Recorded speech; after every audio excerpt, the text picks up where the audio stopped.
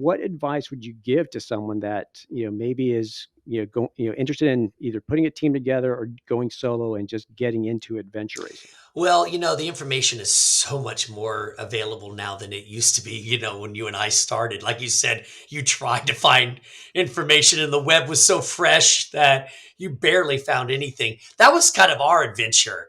Now it's a little bit Yep. easier for people to get involved. Again, um, finding a teammate would be the best. To share that experience would be the best.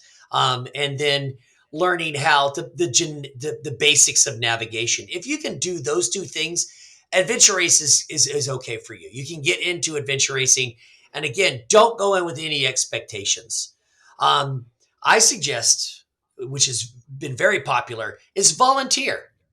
Reach out to us, volunteer. There's a volunteer button on our website. It tells you everything how to volunteer for a race. Then you can come and see hands on what people are doing. And then we have so many races that you can then plan for the next race. So volunteer at one coming up and then plan for something later in the year or, later this year to be involved. That's the best way to do it. And then you're basically side by side with my staff. You're side by side with volunteers and you're watching the racers, seeing what they do, learning about the sport. Don't just jump in.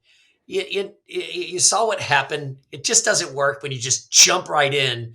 You can jump right into a half marathon, throw some shoes on, grab a couple of goos, and go. But an adventure race, you really need to do some homework.